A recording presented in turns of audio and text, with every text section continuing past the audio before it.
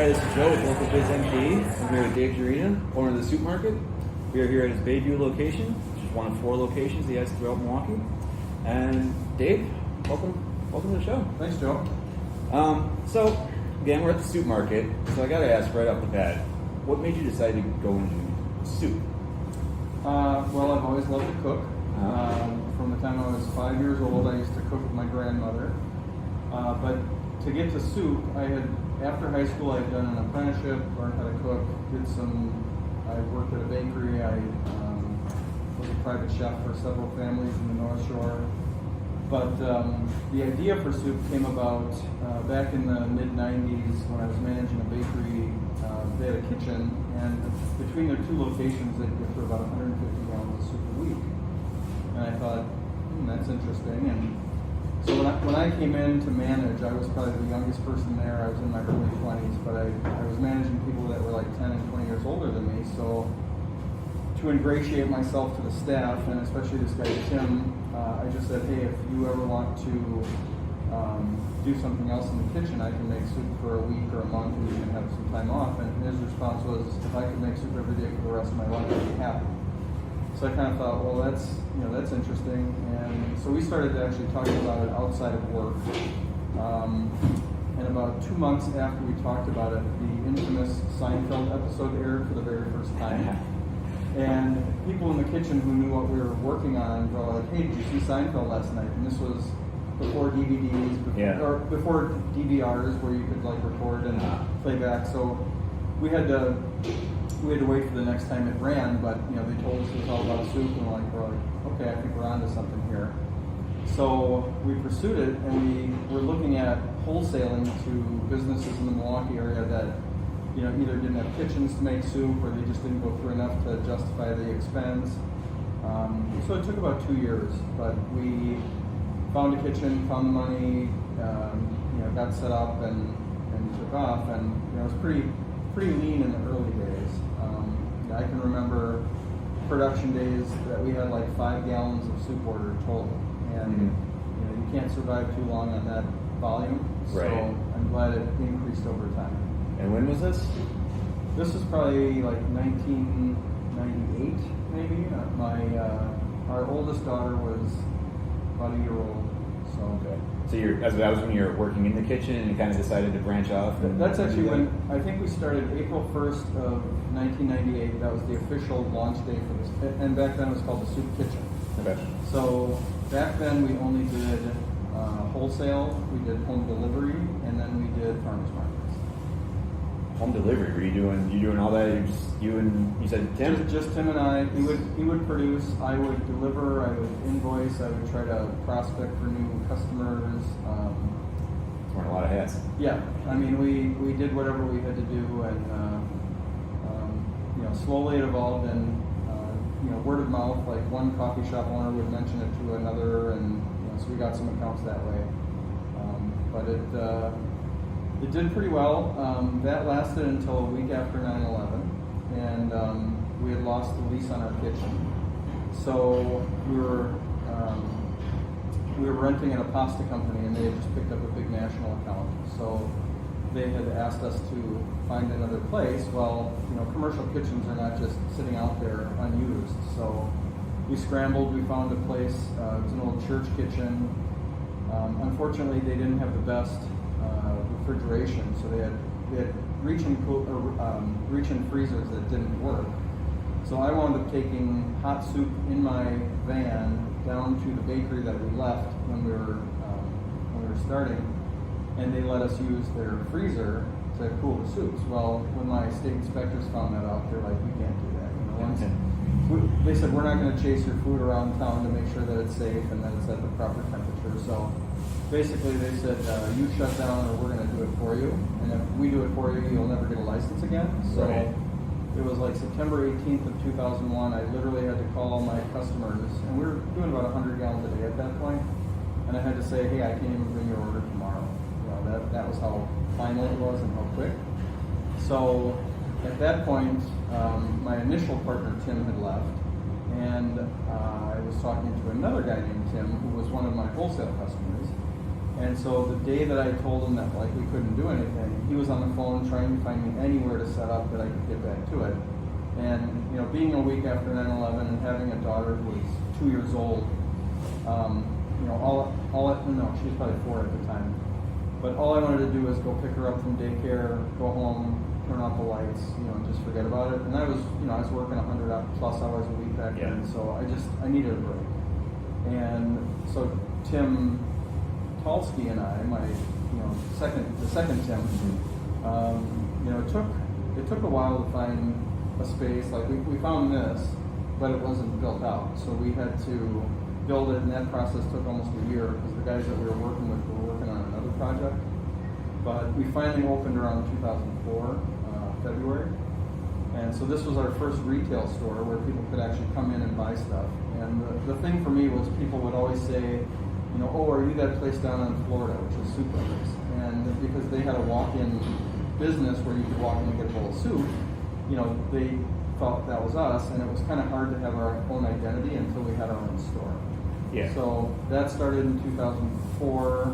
The public market opened in 2005. Those corners in 2008, and then at the end of 2013, we actually opened 2 stores 2 weeks apart.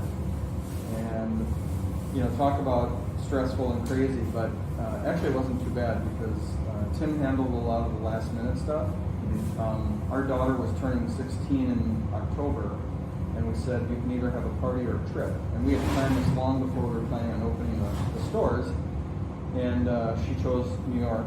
So we actually took a long weekend in New York between the LEAP opening and the Milwaukee Center. So he got the last minute stuff done. I think I came home on a Monday, we might have opened on Tuesday. So kind of crazy. I don't think I'd want to do 2 again at the same time, but there were actually some efficiencies to it. Like if you have to call the phone company, sure. And, I need a phone number here and a phone number here. Have 2 equipment lists for your suppliers, and so there were certain things that were a little more efficient. But I don't think we ever need to do that again. Yeah, I can imagine. So what is the proper way to transfer or to do like soup delivery or to transfer the food? If that was the issue you said you ran into at first, right? It was like, or was it? We've had a million issues along the way, but what we do now is we have these nylon bags. It looks like a clear plastic bag. They're heat proof up to 270 degrees or something. So we put soup in there, we staple them shut, and then we put them first in cold running water to get them down under 100 degrees, and then we put them in ice water to take them the rest of the way. Mm-hmm. And the faster we do that, the longer the soup lasts. So interesting. The less chance bacteria has to grow between 130 and 40. Right, in the danger zone. Yep. Yeah. So okay. So that was actually something that whole system we found at the National Restaurant Show in Chicago probably the year before we opened. Okay. Because before that I was doing it in like 1 gallon buckets, and it was kind of a pain to transport. But these bags are very sturdy. You can drop them on the floor; they don't break. Mm-hmm. And then the nice thing is you can actually reheat them in boiling water right in the bag. Right. So it seems like it was very much learn as you go kind of process. Did you have any mentors along the way, or anybody kind of showing you the ropes, or did you learn from anybody? Luckily, Tim Talsky, he had Bella Cafe in the 3rd Ward, which has recently closed permanently due to COVID. But he had started that around 2000 and came to me looking for a soup supplier. So it was kind of nice to partner with him and have somebody who understood, the back end. Like I had never worked a cash register before we opened. Sure. All my jobs have been in kitchens, so I had no reason to do that. So somebody who knew how to do that was kind of nice. He pretty much handled that for the duration of our partnership. Mm-hmm. So which unfortunately ended in 2015 when he passed away. Right. So yeah, he was good at the back end, and we kind of had an arrangement where he doesn't make food, I don't worry about the back end stuff, and it worked out well for 10 or 11 years. That seems like a good arrangement, because a lot of times that happens to a lot of people where it's like, oh yeah, I can cook, real good cook, but there's a little different than running a restaurant more, for sure. But that happens. You need somebody just to business aspect, because you kind of Yeah, side of it. I had one of my employees today approach me and just say that she was interested in opening a breakfast place. And great, it's like I encourage everybody to pursue their dream. And she just said, can we schedule a time to sit down and talk about it? And, I don't want to scare her off, but I do want to kind of make her aware that, cooking good breakfast is one thing, but, that's probably about 10% of the entire business, between marketing for customers and, just doing all the administrative, the accounting, working with suppliers, dealing with banking stuff, it just never ends. Of course. So I will encourage her in whatever way I can, but I also, for me the big thing is I want people to go in it with their eyes open, so that they do really understand the risks. I mean, there is a reason that most restaurants fail. It's just that people don't know what they're getting into. So, absolutely. So what was your biggest surprise when you started? Well, I don't know about a surprise, but I can look back and think of some things I would have done differently. Like when I left in '97, I left the bakery to start or '98, left to start the business. I didn't hold on to that job like part-time, or I didn't have something as a backup plan. I just burn the ships. Yep. Yeah. So, in a way it's like, well, this will really prove what you're made of and see if you have it. And, but I see a lot of people who, they'll do it part-time until they can justify jumping into something. But as far as surprises, I don't know. I think there's, this is kind of a crazy industry because it attracts all kinds of people, and you just have to, I tend to trust people pretty easily, and that hasn't always worked out in my favor. So, sure, that I guess I would count that as a surprise.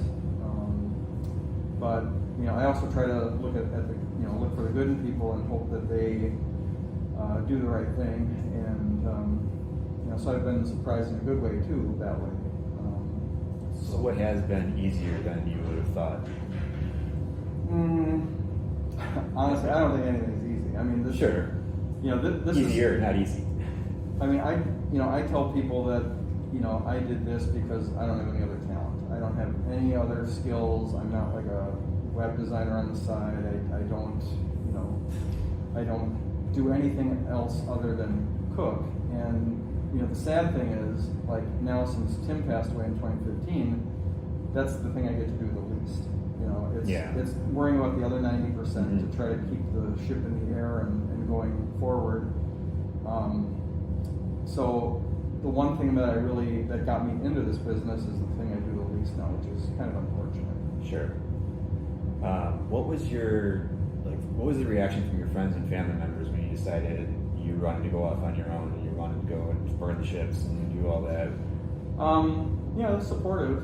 Definitely. If I didn't have the support of my wife, I never would have done it. Sure. And she believes in every crazy adventure that I want to take, which is nice. That's great. So that's the most important thing to me. But having like even my parents in California who have been supportive the entire way. Back when I started, even with the soup market, my grandmother was still alive. So she would do things like she'd come to the Brookfield market, her and her friend, and they'd sit around and they'd kind of talk up the soups and be like, oh, this looks really good, just trying to get more people in. So like in a guerrilla marketing fashion, well, like just undercover kind of. Just try to create a buzz where like they're looking at, oh, this sounds really good, and just trying to hope other people hear about it. Because she honestly would have come to the kitchen and peeled and chopped and done whatever I wanted, but she was in her 80s, so it's like, you just showing up at the market, that's awesome. That is the best thing I could ask for. So, but yeah, I think overall most people were supportive. Back then, there were very few soup-centric businesses, but what's weird is Milwaukee tended to have more, like even if you look at Chicago, like Chicago doesn't have 4 or 5 or, I think at one time there were probably 6 businesses here that all focus on soup. And I've looked in Chicago and I don't see it, so. It's interesting. How would you compare the food scene in general in Milwaukee compared to other cities, bigger cities or similar cities? I really think it's great. I think the diversity is awesome. We've traveled a lot. We've eaten in a lot of, great restaurants, all over the country and in different countries and stuff like that. I think, Milwaukee has a lot of talented people. We're probably a little underrated as far as being recognized for the caliber of foods that we produce. But, I think it's an evolution. I think that with people being more food-centric now, and appreciating things that are, farm to table or, made from scratch. We've always made our own chicken stock, beef stock. We don't use bases. We don't use canned broths or anything. And, I did it because that was how I was taught during my apprenticeship. It's like you don't take shortcuts, and I think it shows in the end result. So, that's something that I'm really proud of, that we make our own dumplings, we cut our own vegetables, just making the chicken stock. We actually sell our stocks at the public market location for the remaining people who still cook at home. But I think a lot of people like coming in, getting our soup, knowing that you're not gonna read the label and find a whole bunch of garbage in there that you can't pronounce. So yeah. So to me, that's pretty important. For sure. How do you think the food scene has changed since you started, like in early 2000s to now in Milwaukee, or just Milwaukee in general? How would you say it's changed? Maybe two separate questions even. Well, to give you an example, back in the 90s, this was even before I started doing this, I would go down to Wheeling, Illinois one day a week on my day off from the bakery, and I would work in this chocolate room at a really upscale French restaurant, and I did it for free. In France, it's called staging, where you just go and you learn, and you do it for free, but you're getting the value of knowledge at the end of it. And I had seriously considered going in that direction, doing chocolate, but I looked at it back in the 90s, and it's like, I don't think Milwaukee was ready for the kind of stuff that they were doing. I mean, they were doing mail order. This is all pre-internet, but their stuff was incredible. I mean, it was either French or Belgian chocolates. All of their own centers were made by them. They actually grew their own raspberries and their own mint, things like that. So at the time, if the food scene would have been a little further along, I might have gone in a different direction and pursued chocolate instead of soup. I think that it's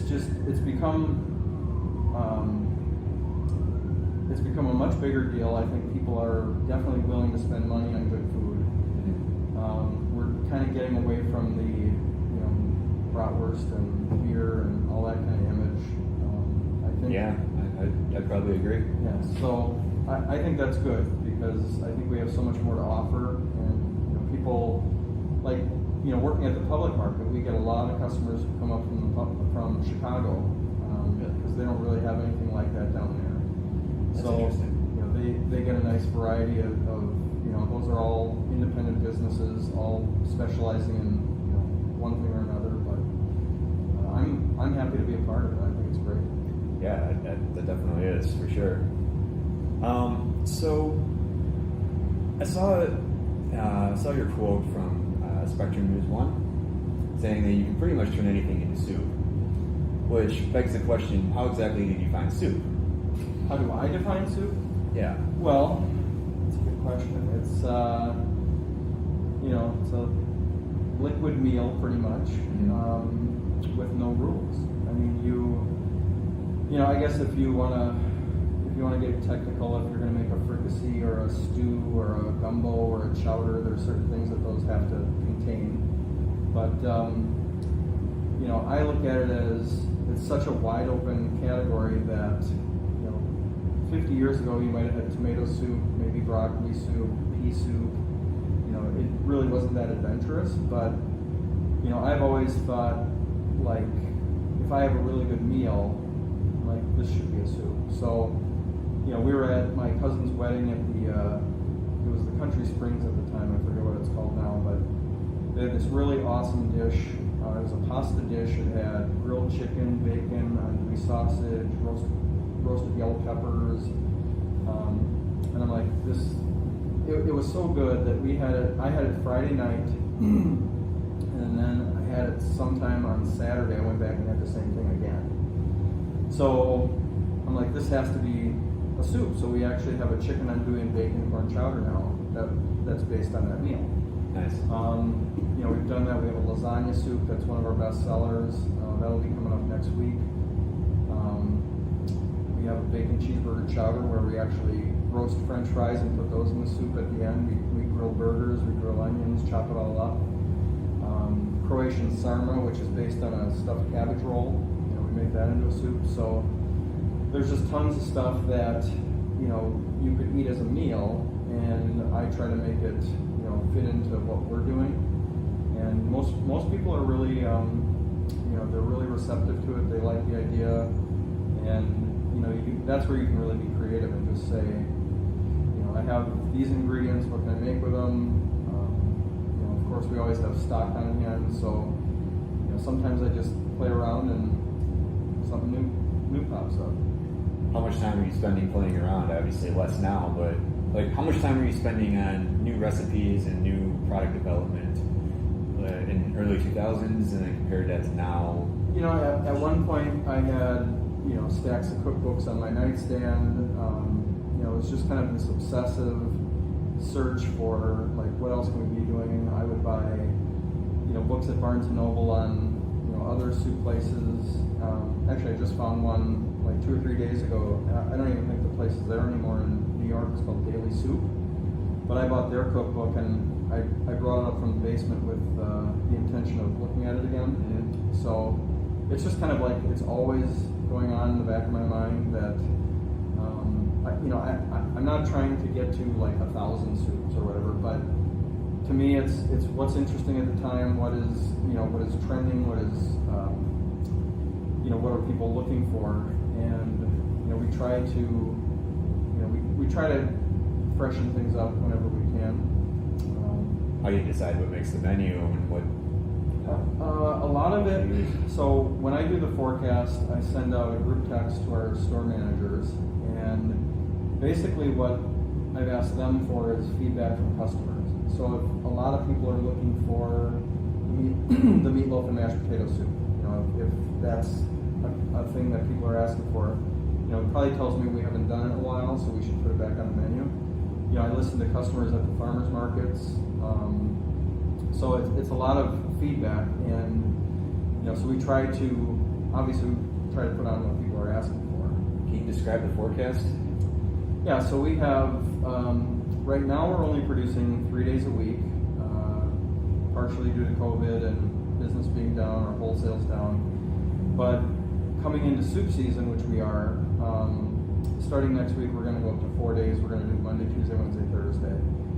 And so what we do in non-COVID times, what we had was we always had chicken noodle and chicken dumpling that pretty much stays on all the time. Yeah, that makes sense. We would have a chili that would run all week, and then it would change, and we probably are up to 18 or 19 different chilies. Always have a vegetarian soup, always a cream soup, and then one that we would call miscellaneous. So it's it could be a stew or gumbo. It would just be something that doesn't fit into that category, any other category. So we would generally have 6 soups a day. During the summer, we actually go up by one because we offer gazpacho every day, and that season is coming to a close in the next week or two. So we're gonna go back down and try to do 6, but that way it gives people gives them a variety. The fact that we always have a vegan or a vegetarian on, applies to that demographic, and a lot of people, won't eat a cream soup, or they won't eat a whatever. Maybe they don't like chili, they don't like spicy, but having a broad variety, hopefully we can get something for most everybody. You mentioned soup season. So what are some of the busier times for you just throughout the year? Really, right after Labor Day, it's almost like flipping a switch where, business used to double at that time, and actually in our stores it has. The part that we're not seeing come back as much is the wholesale. Bella, which was our biggest account, they closed. But we are very fortunate. We have Sendix, and during the pandemic, they actually increased their order. So they asked us to come twice a week instead of once, which is awesome. We have been getting. We actually had one new account start probably 2 or 3 weeks ago, and that's going pretty well. So, just retaining our old customers. There's another one that's out in Jefferson.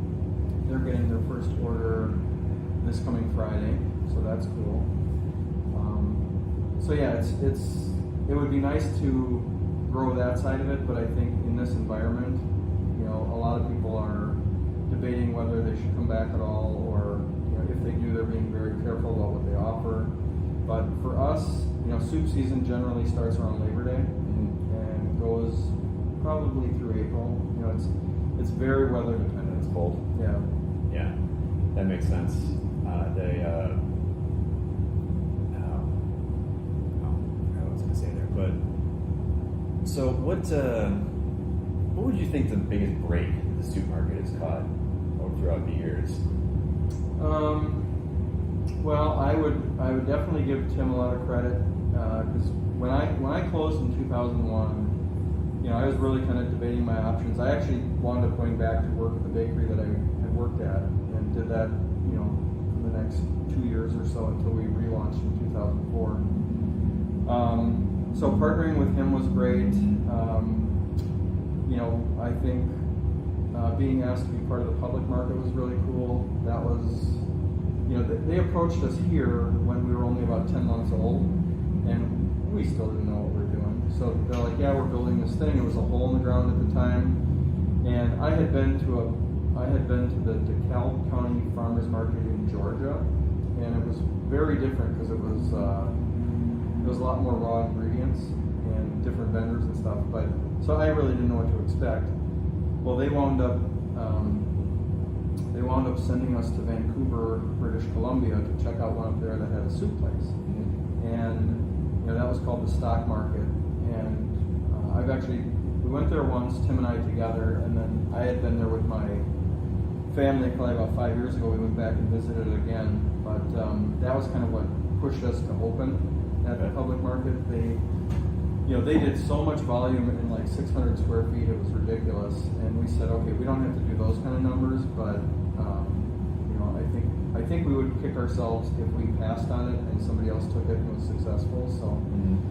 So that was a big break because the success of that store allowed us to open Hales Corners, which allowed us to open the other two.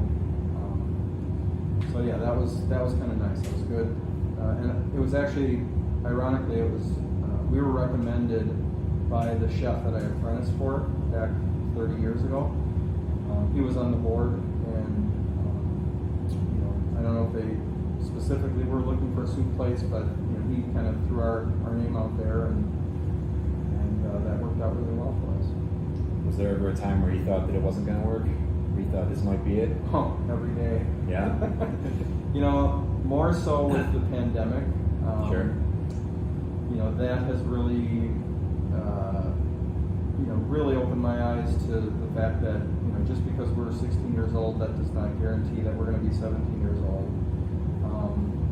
I think that's the case with a lot of people and a lot of businesses in general.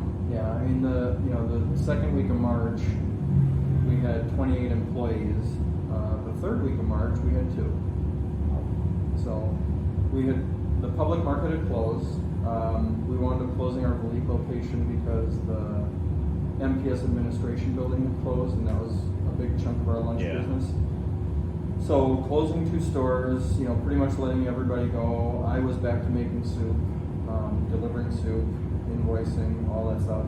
So you were happy, at least. You're in a happy place. No, I wouldn't say happy. I was panicking big time. That's not the great way to put it, I guess. But yeah. But I kept my 2 longest tenured employees, Sam and Zena. They've both been with me over 10 years. So I thought, if I have to save anybody's job, I want to show my loyalty to them. So Zena ran this store in Bayview, Sam ran Hales Corners, and then we just made it work. And so slowly over time, we were able to bring some other people back. I think we're at about 15 now. not fully staffed, but Getting there. everybody's managing. So what keeps you going when you run into those tough times? You know, Keeps pushing you forward. I'm just not a quitter. You know, I might be stupid, but it's like I believe in this business. I think there's a future for it. I think that, you know, I'm here for a reason, and I think this is the reason, and I want to keep, I want to keep going. Like, at this point, I don't have these grand plans for expansion. You know, at one point we wanted to franchise, and we wanted to have locations all over the place, but, you know, right now it's just kind of survival mode, but I think that over time things are going to get better, and I'm just not ready to quit. I respect that. That makes a lot of sense. So what do you think the biggest risk that you've taken as a business owner has been? You know, everything's a risk. I mean, you know, walking your car is a risk, getting on the freeway, you know, whatever. But for me, the bigger risk would be not doing it and then regret. Sure. I don't ever want to look back and say, what would have happened? So, you know, even if this business goes another 6 months and falls on its face and closes after 17 years, you know, I can say, you know, we did everything we could, you know, we gave it our best, and I can at least be proud of that. So there's a lot of people, and I know several of them, you know, friends of mine, who are like, oh, I want to start this business, or oh, I want to do this business. And I'm trying to push everybody towards their ultimate dream. But certain people will just get caught up on the details, they'll stumble, they'll just, you know, and there's fear too. Like, you know, especially if you're a little older, you know, you don't have as much time to pick up the pieces and move on. So, you know, luckily for me, I was in my early to mid 20s when this started. And I remember thinking, I'm like, if this doesn't work, you know, I have a long runway ahead of me that I can get things back on track and go do something else.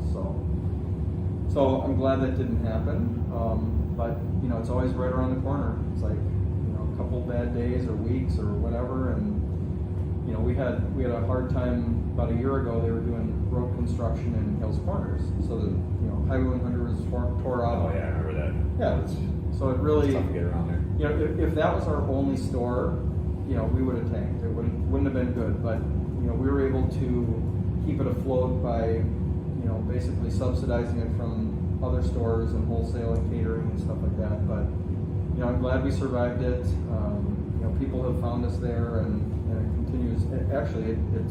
It's doing really well right now. Nice. So how do you break up the retail, the wholesale, and the catering side of it? I guess, yeah. I mean, like, how did you do that? You know, prior to 2020, I guess, and like, how does that change now? Maybe even. Well, you know, retail is probably, I don't know, maybe 50 or 60% of our business. You know, wholesale has been as much as 20, and catering used to be really good. It's starting to come back, but, you know, it was the kind of thing where there would be certain days where we'd have, and this goes back a couple of years. This was not recent, but we'd have so many orders going out that I'd scramble to find delivery people. Yeah. I kind of had a small stable of people that I could just call last minute and say, hey, can you run out to Waukesha? Can you go to Racine? So that's something, what I've noticed since COVID, you know, most of what we're getting now is bag lunch orders, so everything is individually packaged. You know, we used to do sandwich trays, we would do, you know, bulk soups where we put them in a warmer and people would help themselves, but, you know, I don't think anybody wants to do that right now. So, right. But we're just happy to get the orders however they come. So we've had a couple recently in Brookfield that have gone a couple days in a row out there, which is nice. So I'm trying to stay positive and think that, you know, the best is right around the corner. That's good. All right. So switching gears just a little bit, is there any like tool or gadget or like software or anything like that, something relatively inexpensive, like less than $100 or something that you just couldn't live without, that you just absolutely love? That just are we talking kitchen gadgets or like just technology? Anything. Like, besides the standard kitchen, you know, like what's just, you just look at it and you're like, oh, this was a great investment of like, you know, less than $100, something around there, something minimal with a huge ROI in your mind? I don't know if I can say anything for $100, but we've had even as simple as an iPad for a cash register. Sure. When we first started, we actually had these used cash registers that Tim picked up somewhere, and they were expensive. And you actually had to program them on the touchpad. It wasn't like a touch screen like this, but when we switched to iPads, we've actually had to literally run to Target right over on Chase and buy a new iPad right during lunch. I worked for a company that had to do the same thing. And like, we just got this. We don't know how it works. Yeah, and the nice thing for us is that once you get the new iPad out of the box and set up, you're back in business within a very short time. Yeah. So I like the convenience of that. Plus, we actually a lot of us have that app on our phone where we can use that, and we use it at farmers markets. We used to do these things that we would call lunch events, where we would go and set up. It would be like a pop-up restaurant at lunch in office buildings. So we had a couple of those where usually offices with 500 or more employees are a good fit for us, but we'd have a portable warmer, we'd have a cooler full of sandwiches and salads, some cookies, and people would just come up and we can ring them up on our phone, and that's pretty cool. I'm just trying to think of a $100 item that I couldn't live without. I'll probably remember right now. Yeah, it's a tough one. It's a lot of people don't really think about that so much. You kind of. Yeah, there's certain things like in the kitchen we have this thing called a tilt skillet or a tilt braising pan, and I picked it up back in the soup kitchen days for $1,500. Brand new, these things are $20,000. So that has been one of those things where it's like, okay, if this broke tomorrow, I would get another one because we use it all the time, and I actually got it out of a guy's garage. So to me that was like the find of the century because I knew how much they cost, and we've done a few repairs on it over the years, but I still can't think of the $100 gadget that I can't live without. Yeah, that's fine. So, as a chef, as a business owner, what are some of the things that you look for and or notice when you walk into a restaurant to go out to eat that somebody else not in the industry probably wouldn't notice?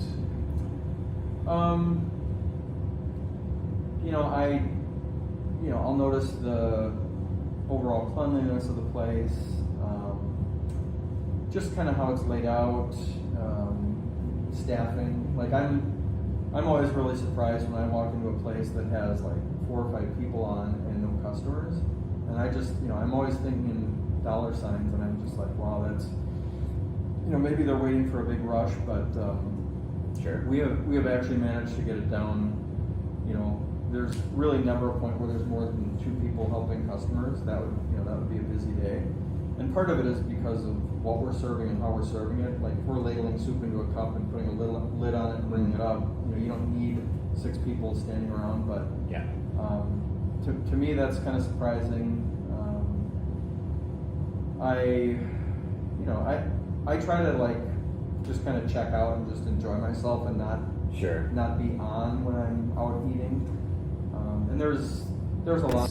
Food quality, that's having tasty food. What do you think is the most important thing for a customer experience?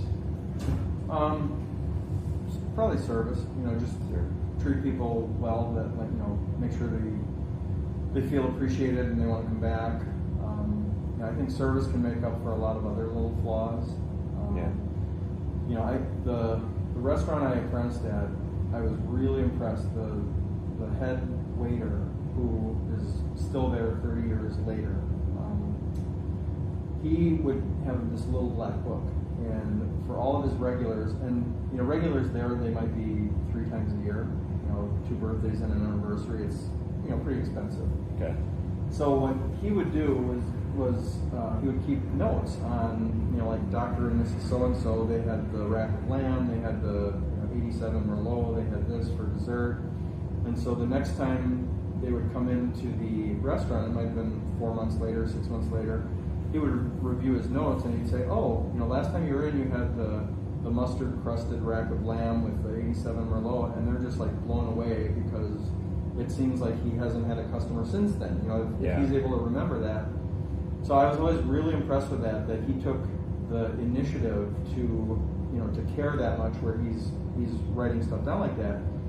And, you know, he's had regulars that, you know, probably have gone to that restaurant for the last 30 years, and they go because of somebody like him who just, you know, elevates that profession, you know, to, you know, that is service beyond like what most people are able to comprehend.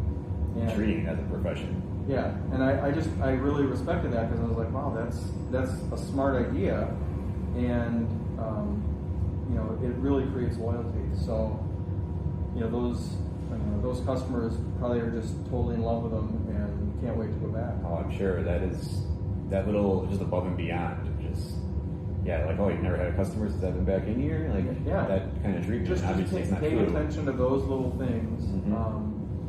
You know, I've always been really impressed with that kind of stuff, and you know, and we're not fine dining, but I try to get to know customers. You know, we've had regulars who have been here since the beginning, you know, 15, 16 years.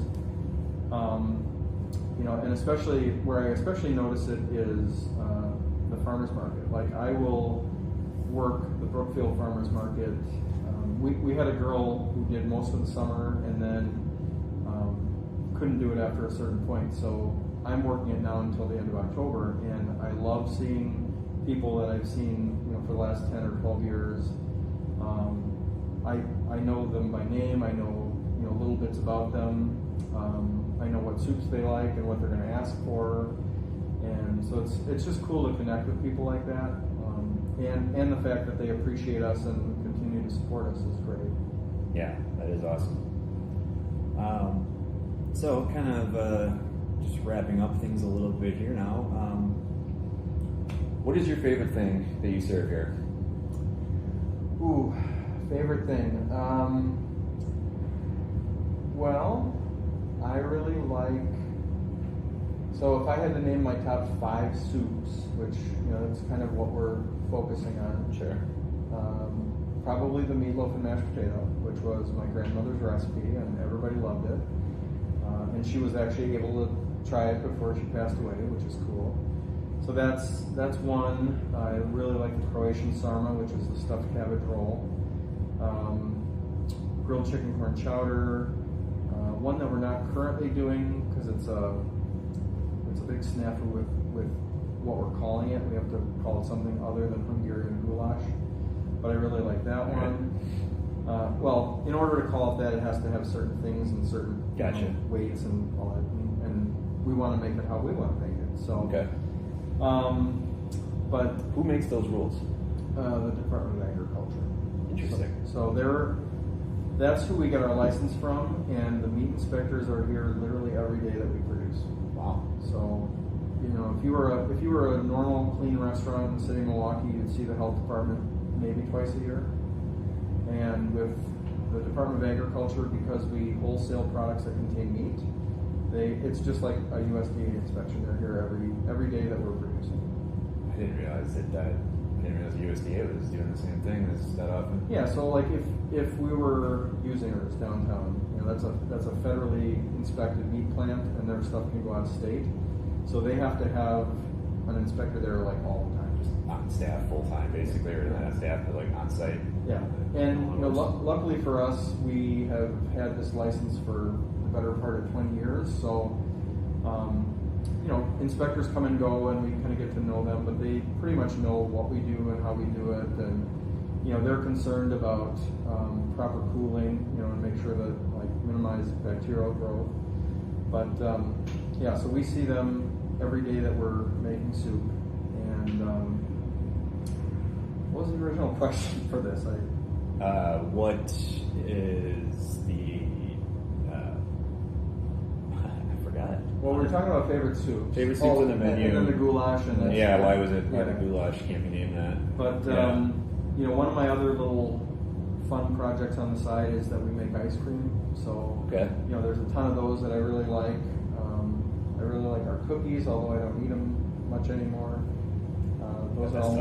Those are all made from scratch out at our Hills Corners location and shipped over here, and then, you know, we bake them off as we need them.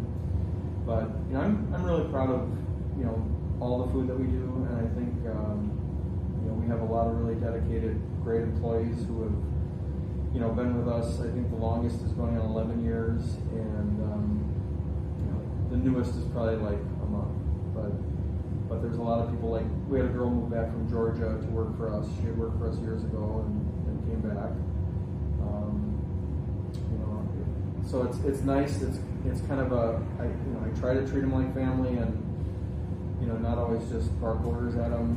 I think it's a lot easier and less stress when you can all just everybody knows what's expected.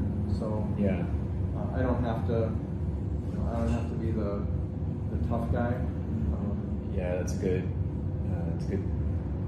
That's nice because that's a problem I think a lot of companies have is just fostering that employee-employer relationship and doing that well.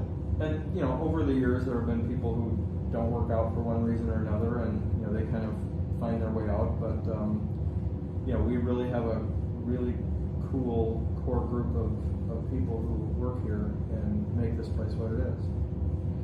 Nice. So, what is next for the soup market? Well,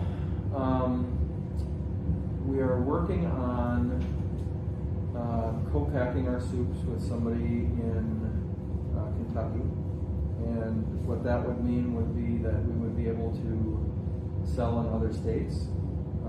It's really gonna come down to can they do it to a point where we're happy with it, and will they be consistent? I worked with a co-packer years ago that packaged. We had a hot sauce business, and that didn't work out so well. So I'm optimistic that this soup venture will take off and hopefully do well. The gentleman that I've been talking to already does this for a lot of other people. He actually owns a chain of gumbo shops that he provides for, plus others. And so I'll be going down to see him in October, a couple weeks, and hopefully we can get this thing off the ground. Nice. Good luck with that. Thank you. That works out. So, what is the best way for people to find out more about the soup market? Where do you put specials online, anything like that?